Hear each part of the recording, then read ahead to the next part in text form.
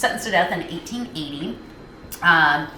He gained folk legend status as a symbol of anti-establishment, fighting corrupt British colonists of the time. He was born to a poor family.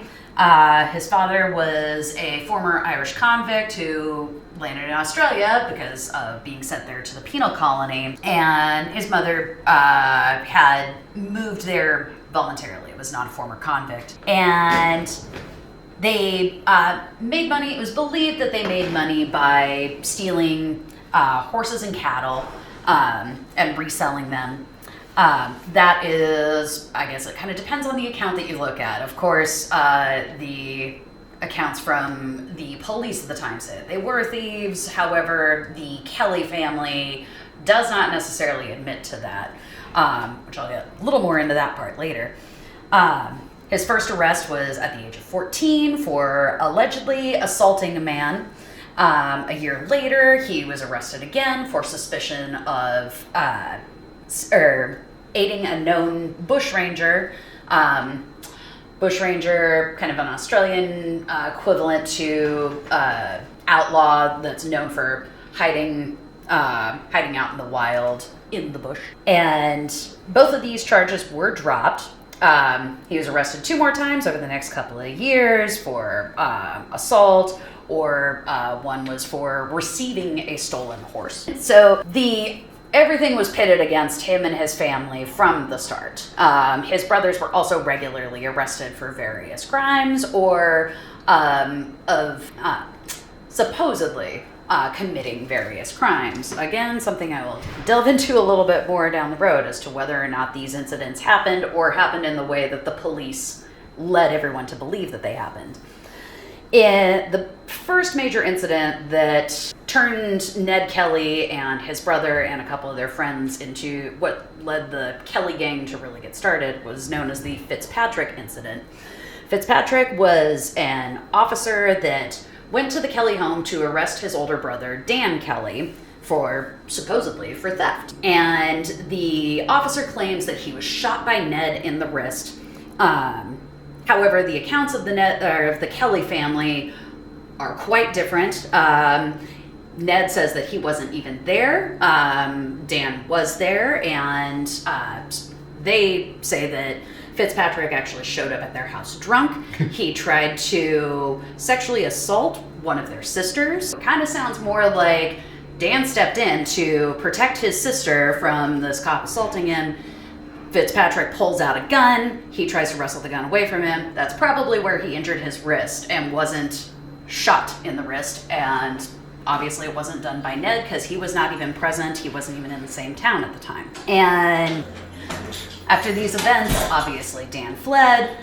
Ned met up with him and they were fleeing the police. Their mother, Ellen, ended up getting arrested for aiding and abetting the attempted murder of a police officer. Down the line, 4 officers went out hunting for Dan and Ned, who at this point were joined by 2 of their friends, Joe Byrne and Steve Hart, these 4 collectively becoming known as the Ned Kelly gang.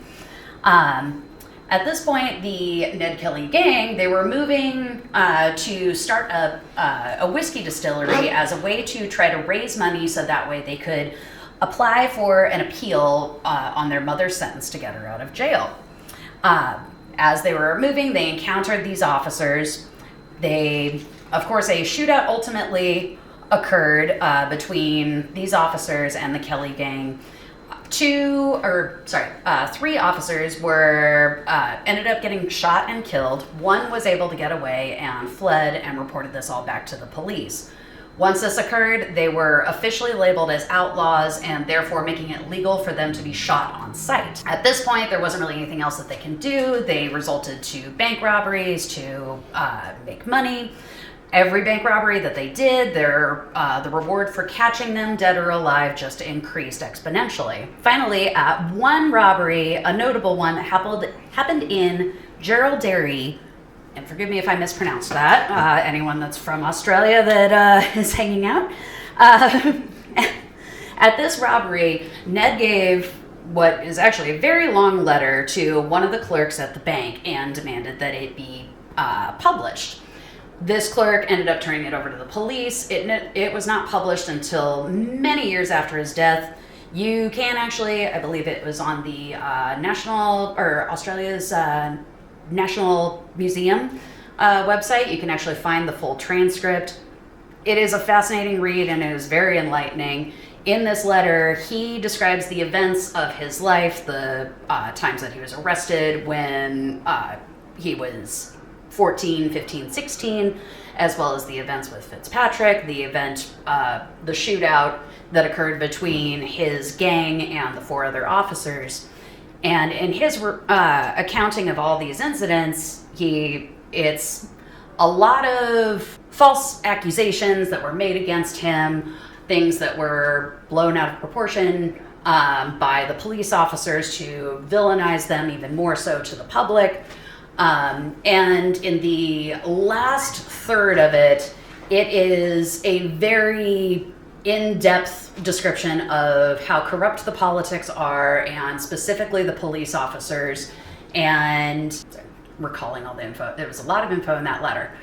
It's a great read. The corruption of the police officers, how the government is actively against those that are poor, and how the laws do not apply to the police officers and therefore protect them and don't protect the people as a result. It's a very enlightening letter that was written. And yeah, again, this unfortunately was not published until well after his death, but it is now public record and publicly available. And this letter explains why he got to the place that he was and his actions, and justifies what they have, or justifies their actions in all of these crimes and supposedly committed crimes.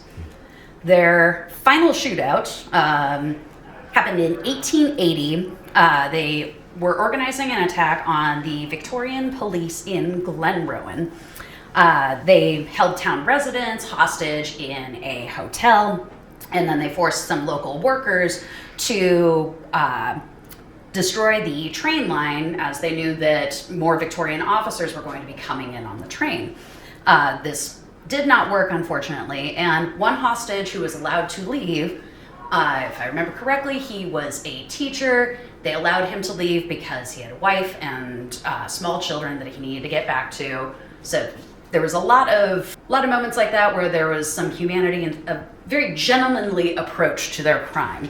Well, of course, this hostage went on and reported, or told the train driver, warned him so that way he wouldn't drive the train in on the broken rails, and the police officers were still able to find a way in to the town. And the gang all had constructed armor out of plow parts, and looking at the armor, it weighed approximately 90 pounds, so they couldn't exactly run fast, but it definitely would shield them from mass gunfire, which they were going to need. There's a photo of one of the suits of armor, and all I can really describe it as is medieval Dalek. It's wild. Yeah, it is. You see someone coming at you with that, it's going to be a bit jarring.